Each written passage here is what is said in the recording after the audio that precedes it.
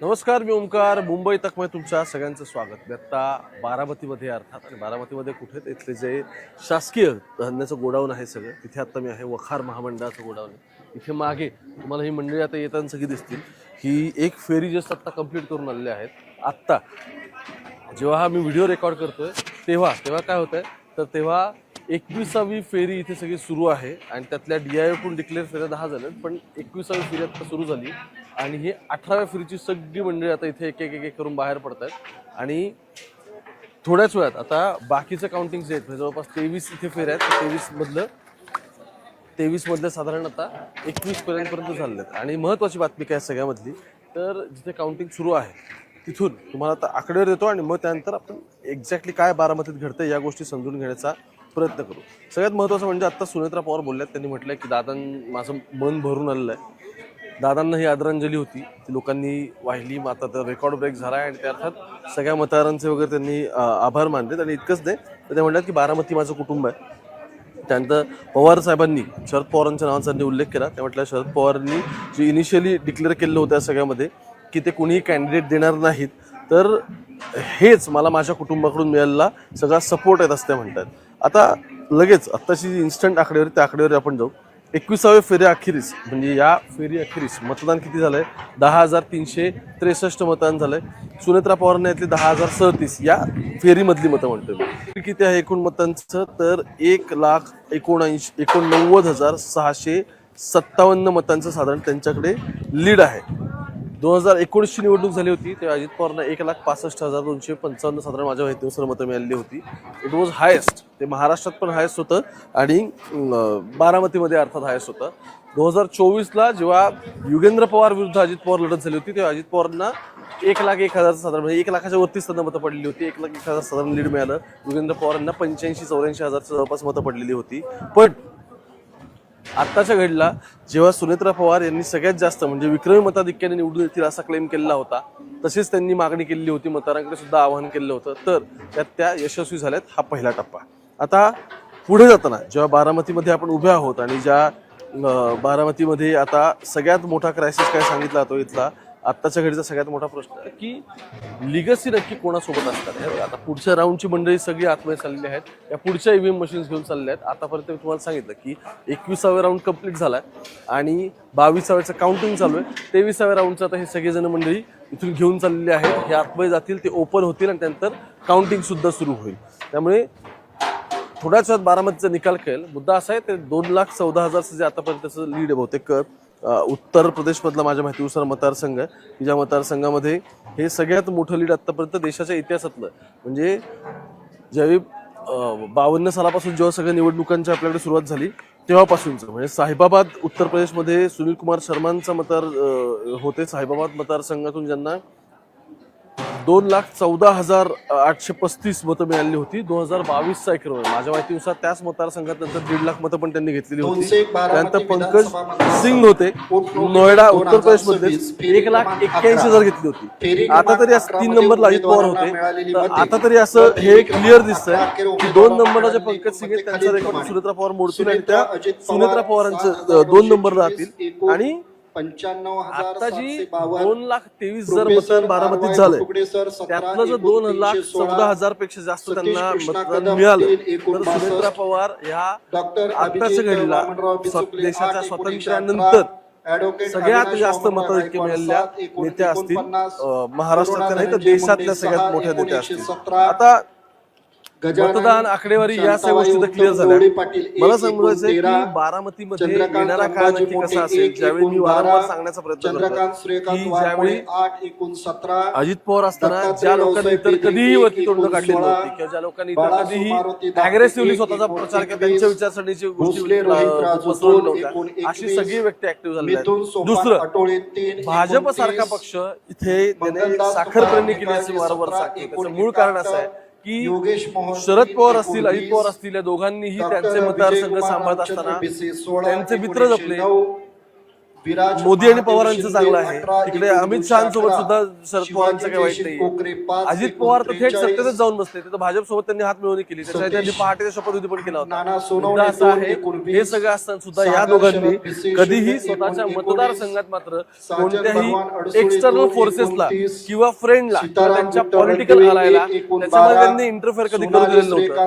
पण अजित पवारांनंतर आणि शरद पवार जेव्हा आता सत्तेतल्या राष्ट्रवादी सोबत नाहीयेत, अशा वेळी हे दिसतंय की अजित पवारांच्या पुढच्या पिढीने आणि अजित पवारांचा जो जे कोणी पॉलिटिकल लिगसी चालतात या सगळ्यांनी भाजपची आपसूक बारामतीमध्ये एंट्री करून दिली की काय. कारण ज्या जंगी स्वागत देवेंद्र फडणवीसांचं इथे झालं, ते पण कोणासाठी, ते पण सुनेत्रा पवारांच्या सांगत्या सभेसाठी.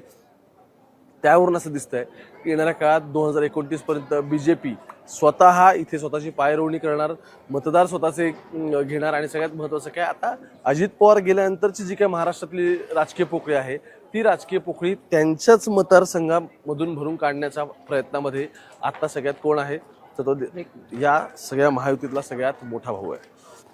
स्वतः देवेंद्र फडणवीस असं म्हणाले आहेत एका कार्यक्रमामध्ये की अजित पवारांचं माझं चांगलं होतं, त्यांची माणसं मी माझ्याकडे आता घेणार नाही वगैरे वगैरे. पण हे राजकारण आहे, हे राजकारण प्रचंड प्रवाही आहे. म्हणजे एकेकाळी हेच देवेंद्र फडणवीस त्याच कार्यक्रमात असं म्हटलेले होते की आपद धर्म नाही, शाश्वत धर्म नाही, आम्ही कधीच लग्न करणार नाही. पण अर्थात मुद्दा असा आहे की त्यांना कधी सोबत घेणार नाही, सॉरी असं ते म्हणाले होते. त्यामुळे त्यांच्यासोबत कोणतीही कधी चर्चा होऊ शकत नाही, युती होऊ शकत नाही. पण त्यांच्यासोबतच देवेंद्र फडणवीसांनी पहाटे शपथविधी केला, तो सक्सेसफुल नाही झाला. त्यानंतर सरकार आलं, मग राष्ट्रवादी पक्ष फुटला, त्यानंतर अजित पवार तिथे गेले. त्यामुळे मुद्दा असा आहे की महाराष्ट्राचा कोणताही नेता आत्ताच्या घडला म्हणजे बघा, महाराष्ट्रात आता पॉलिटिकली एका अशा एका एजवर आत्ता आहोत की जिथे महाराष्ट्राचा कोणताही नेत्याने आपल्याला कितीही काही प्रॉमिसेस केले की मी हे नाही करणार, मी ते नाही करणार, तरी सुद्धा येणाऱ्या काळात जर परिस्थिती बदलली तर त्या नेत्याला स्वतःची पॉलिटिकल सस्टेनेबिलिटी मेंटेन करण्यासाठी, स्वतःचं अस्तित्व टिकवण्यासाठी, त्या ज्याला आपण इंग्रजीत शब्द आहे की देर आर सर्कमस्टन्शियल रिझन्स, म्हणजे परिस्थितीजन्य कारण काही असू शकतात, तर त्यानुसार ती पॉलिसी किंवा तो निर्णय तो अडॉप्ट करायला लागू शकतो. देवेंद्र फडणवीस सुद्धा आधी हेच सगळं म्हणत होते, नंतर त्यांना बदलावं लागलं, काही पर्याय नव्हता या सगळ्यामध्ये. तर अशा पद्धतीने आत्ता जरी ते म्हणत असते की मी कोणाला घेणार नाही, ते सुद्धा भविष्यात ते घेतील की नाही याबद्दलची मात्र कोणतीही शाश्वती आत्ताच्या घडला, स्पेशली ज्या पद्धतीने पॉलिटिक्स महाराष्ट्रातला हँडल होत आहे त्या पद्धतीने कोणी देऊ शकत नाही. त्यामुळे हे जरी ते क्लेम करत असले महाराष्ट्राचे मुख्यमंत्री म्हणून की दादांची कोणी नेते घेणार नाही सोबत, तरी सुद्धा मी तुम्हाला आत्ता सांगतो अजितदादांकडची बरीचशी माणसं आत्ता ही भाजपच्या मोठ्या नेत्यांच्या संपर्कात आहेत. याआधी ते होते, फक्त अजित पवार असल्यामुळे त्यांना काही बंधन येत होती. पण आताच्या घडीला जेव्हा राष्ट्रवादीमध्ये मतमतांतर काही प्रमाणात दिसत आहेत, त्यावेळी त्या पोकळीचा आणि त्या ज्याला आपण म्हणतो की थोडेफार क्लॅशेस म्हणण्यापेक्षा थोडेफार रेझिस्टन्स असतो, त्याचा फायदा ॲज अ बीजेपी घेऊ शकते की काय, असं येणाऱ्या काळामध्ये प्रश्न 100% उपस्थित होतो.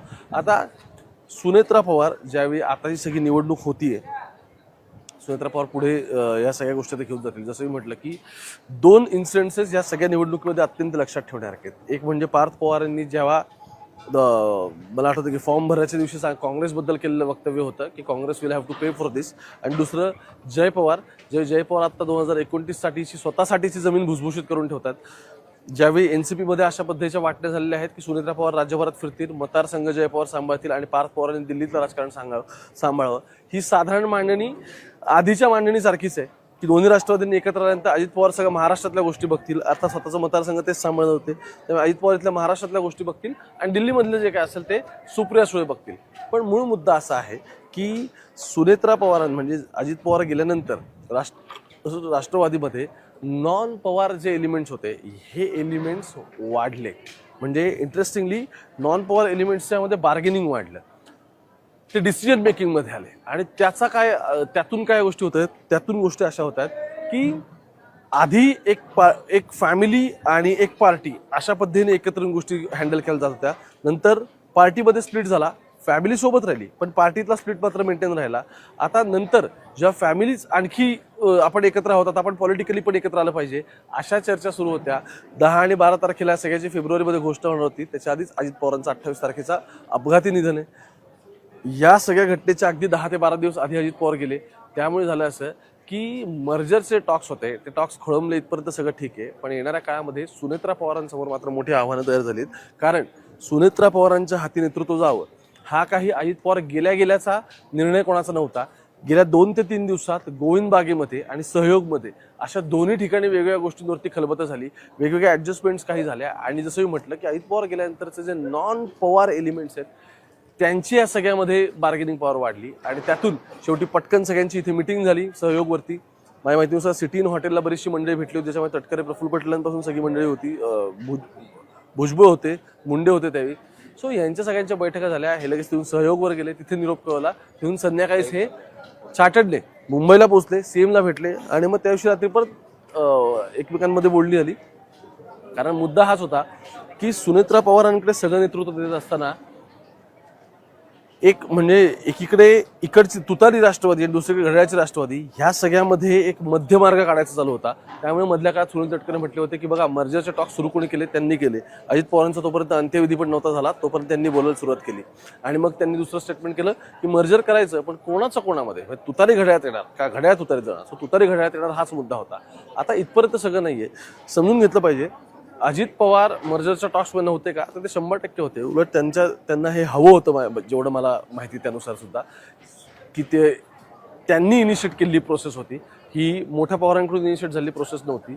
पण आता ज्यावेळी ही सगळी घडी विस्कटली त्यावेळी आणि ज्यावेळी नॉन पवार एलिमेंट्स यांचं जेव्हा इथे बार्गेनिंग वाढलेलं आहे, त्यावेळी ह्या पक्षासंदर्भातले आणि सुनेत्रा पवारांसंदर्भातले निर्णय घेण्यामध्ये आता आणखी वेगवेगळे एलिमेंट्स फंक्शन आउट होणार आहेत, ज्यांचा या सगळ्यामध्ये सहभाग असणार आहे. त्या प्रक्रियेचा येणाऱ्या काळामध्ये भाग असतील. आधी फक्त पवारांच्या कुटुंबापुरतं होतं, आता ते तसं राहिलेलं नाही. सुनेत्रा पवारांनी आता बोलून एक मेसेज चांगला क्लिअर झालाय की वी आर फॅमिली. त्यांचं म्हणणं की आम्ही सगळे कुटुंब म्हणून एक आहोत. 2 गोष्टी घडल्या. एकीकडे सुप्रिया सुळे असं म्हणतात की इथून पुढे मी काही झालं तरी पवार विरुद्ध पवार होऊ देणार नाही. आणि दुसरं सगळ्यात महत्त्वाचं म्हणजे सुनेत्रा पवार आज म्हणतात की आम्ही सगळे फॅमिली म्हणून एक आहोत. आणि शरद पवारांनी माझ्या विरोधात कॅन्डिडेट न देणं हे त्याचंच एक द्योतक होतं की आम्ही सगळे फॅमिली म्हणून आमच्या सगळ्यांचा एक आहे. पण आता परत विषय इथेच येतो की जर येणाऱ्या काळामध्ये हे अशाच पद्धतीच्या तडजोडी मेंटेन राहणार असतील तर मग मर्जरचा विषय पूर्णतः संपून जातो. सुनेत्रा पवारांसमोर मला असं वाटतं की आत्ताच्या घडीला 3 अत्यंत महत्त्वाची आव्हानं आहेत, जी त्यांना 1 by 1 म्हणजे नशिबा मला असं म्हणणं की शी इज व्हेरी फॉर्च्युनेट. कारण महाराष्ट्रात लगेच पुढचे 2 ते 3 वर्ष 2 वर्ष तरी ॲटलिस्ट निवडणुका आहेत. 29 तारखेपर्यंत आपल्याकडे लोकसभा आणि विधानसभा लागतील. त्यामुळे त्यांना ॲडमिनिस्ट्रेटिव्ह सेटअप समजून घ्यायला, पॉलिटिकली सेटअप व्हायला, या सगळ्याला त्यांना एक बफरिंग टाईम मिळून जातो. आता त्याचं युटिलायझेशन किती होतं हे आता येणारे काळ सांगेल. पण महत्त्वाचं काय, 3 मुद्द्यांवरती आता सुनेत्रा पवारांसमोर आव्हानं कोणती आहेत ते बघावं लागेल. महत्त्वाचं म्हणजे असं, बायपोलला वोटिंग कमी झालंय पर्सेंटेज वाईज, समजून घ्या. एरवी ते होतं का, एरवी पण ते होतं.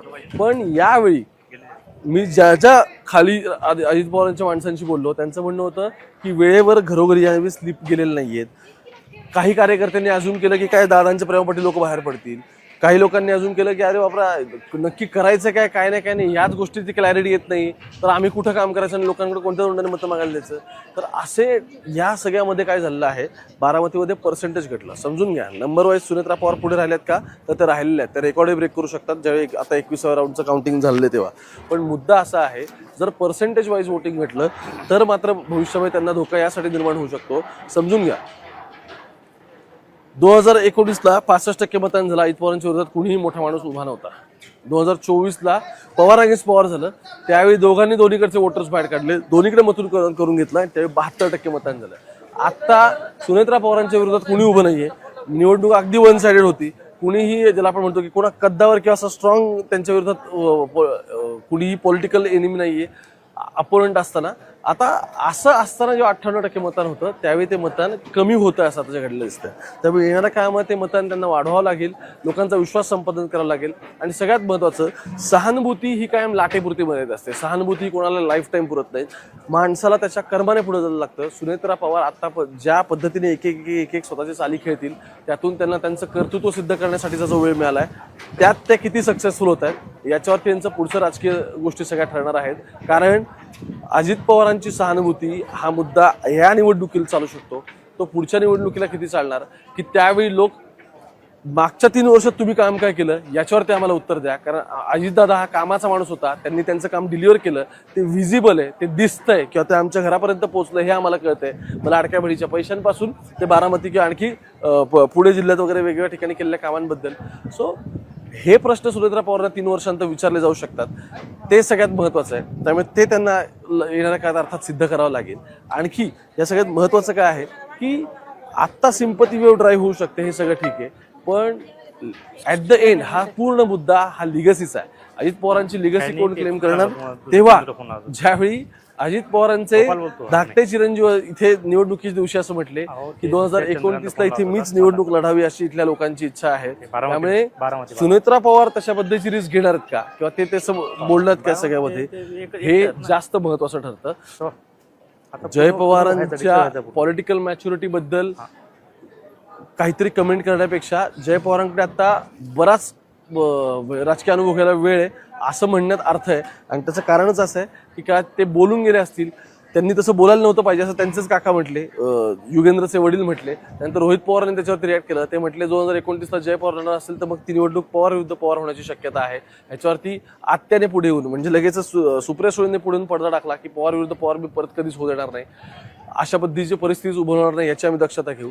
एक एक घडामोडीचा अॅनलाइज केल्या तर तुम्हाला हे कळेल की बारामतीमध्ये मुळात लिगसी कोणाची सांगितली जाणार आहे याच्यावरचा क्रायसिस आहे. तो क्रायसिस फक्त लिगसीचा नाही तर तो येणाऱ्या काळात आयडेंटिटी क्रायसिस बनू शकतो. कारण अजित पवारांनी केलेली कामं, त्यांचं कर्तृत्व मॅच करणं आणि ती लिगसी क्लेम करण्यासाठी तुम्हाला पुढे येणं, या गोष्टी फार मॅटर करतात. म्हणजे मी गेल्या 2-3 महिन्यामध्ये बातम्या बघतोय की अजित पवारांच्या स्टाईलने सकाळी उठून बांधावर केली पाहणी किंवा काय वगैरे वगैरे.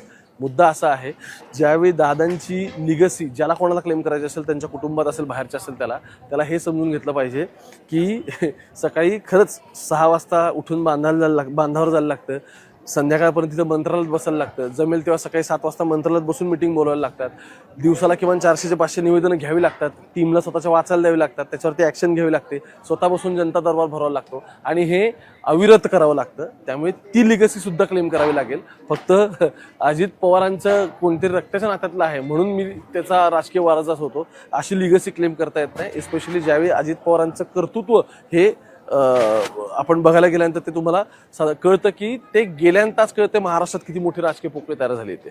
त्यामुळे ती गोष्ट समजून घ्यावी लागेल. सगळ्यात शेवटचा मुद्दा मला असं वाटतं यातला की सुनेत्रा पवार ज्यावेळी शाहू फुले आंबेडकर यांची लिगसी क्लेम करतील त्यावेळी त्यांना यशवंतरावांपासून सुरू झालेल्या राष्ट्रवादीचं, म्हणजे आपण असं म्हणू की राष्ट्रवादी हा एकमेव पक्ष आहे बघा. कारण यशवंतराव चव्हाणांचा वारसा बाकी काही कुठला पक्ष महाराष्ट्रातला क्लेम नाही करत, तो राष्ट्रवादीच क्लेम करतं आणि मग तो राष्ट्रवादी यशवंतराव चव्हाण आणि इकडे शाहू फुले आंबेडकर असा वारसा क्लेम करतं. पण हे वारसे सांगत असताना सुनेत्रा पवारांना ज्यावेळी साताऱ्याच्या झेडपीमध्ये अध्यक्षपदावरून भाजपने ज्या पद्धतीचं राजकारण केलं, अगदी तिथल्या तुषार दोशींच्या बदलीपर्यंत, म्हणजे आधी सस्पेन्शन हाऊसमध्ये त्यांचं केलं नीलम गोऱ्हेंनी, मग नंतर बदली झाली, आता ते सांगली येऊन बसलेत. मुद्दा तो नाही. मुद्दा हा आहे तिथे मतदारांना मतदानापासून वंचित ठेवण्यात आलं का हा प्रश्न उपस्थित होतो. तिथे लोकशाहीची सगळी तत्व ज्याला आपण म्हणतो ती मतदानाच्या वेळी पायदळी तुडवण्यात आली का, किंवा तिथल्या भाजप नेत्यांना जे घडवून आणायचं होतं ते घडवून आणण्यात ते सक्सेसफुल ठरले का, या प्रश्नांची उत्तरं जर शिंदेच्या मंत्र्यांना किंवा अजित पवारांच्या मकरंदराव पाटलांना व्हायचं जर विचारलं तर ते या सगळ्याला होकार देतील आणि ते भाजप विरोधात छड्डू ठोकायला बसलेत. इतकी बुसकट दाबी त्यांची या एका प्रकरणामुळे झाली हे ते जाहीरपणे सांगतात. पण मुद्दा असा आहे, एकनाथ शिंदे हाऊसमध्ये किमान शंभूराज देसाईंच्या बाजूने काहीतरी बोलले. शंभूराज देसाई स्वतः म्हणाले की मी मंत्री आणि मला कशी वागणूक दिली पोलिसांनी आणि कसं हाताला ओढून मला नेलं वगैरे, हे जेव्हा ते त्यांनी सांगितलं त्यावेळी या सगळ्या प्रकरणावरती, म्हणजे ज्या जिल्ह्यामध्ये यशवंतराव चव्हाणांचं राजकारण सुरू झालं, ज्या साताऱ्यामध्ये, ज्या साताऱ्याला त्या मला असं वाटतं त्या राजकीय वारसाची जो वारसा आता राष्ट्रवादी सांगते त्याची पाळमुळं सगळी त्या ज्या जिल्ह्यामध्ये आहेत, अत्यंत सुसंस्कृत राजकारणासाठी ओळखला जाणारा सातारा जिल्हा, त्या ठिकाणी जेव्हा मंत्र्यांच्या मुस्कट जाबीचं राजकारण होतं त्यावेळी सुनेत्रा पवार ह्या प्रकरणावरती किती बोलल्या याचं उत्तर सुनेत्रा पवारांना येणाऱ्या काळात लोक विचारतील. दुसरं महत्त्वाचं काय तर शिंदेची माणसं किंवा तिथे बोलली तरी आज मकरंद दाभांचा या सगळ्यावरती वाईचा स्टँड काय आहे तो स्टँड शेवटपर्यंत महाराष्ट्राच्या समोर आला नाही. त्यामुळे ज्यावेळी लिगसी क्लेम करायचा विचार येतो त्यावेळी तुम्हाला बोलावं लागतं. ती फक्त अशा पद्धतीने क्लेम करून चालत नाही.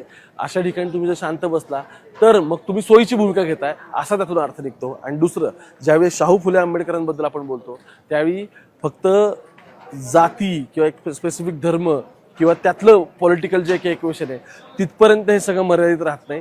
त्याच्या पुढे जाऊन काय होतं की राज्यात जेव्हा सोशलिस्ट स्टँड घेण्याची वेळ येते त्यावेळी तुम्ही कुठे असता हा प्रश्न तुम्हाला जनता विचारते. आणि आत्ताच्या घडीला सुनेत्रा पवारांसमोर हाच सगळ्यात मोठा क्रायसिस आहे. त्यांना वेळ आहे का? त्यांना आहे, पण रेकॉर्ड ब्रेक मतदान झाल्यानंतर सुद्धा स्वतःला प्रूव्ह करण्यासाठी लागणाऱ्या ज्या गोष्टी आहेत त्या गोष्टी येणाऱ्या काळामध्ये हळूहळू 1 बाय 1 त्या करतात का, या प्रश्नाचं उत्तर आपल्याला वेळ देईल. आणि अर्थात ज्या पद्धतीने त्यांची टीम त्यांच्यासाठी काम करेल तितका नेता तो मोठा होईल. त्यामुळे सुनेत्रा समोरची आव्हानं आत्ताच्या घडल्या काय कमी नाहीत. ती का? ज्यावेळी महाराष्ट्रातला एक उत्तम प्रशासक महाराष्ट्र घालून बसलेला आहे, दादांच्या रूपी महाराष्ट्रातल्या एका मोठ्या जो पॉलिटिकली डॉमिनंट राहिलेली मराठा लॉबी, त्या मराठ्यांचा कारभारी गेला अशी भावनाच त्यांच्या मनात आहे.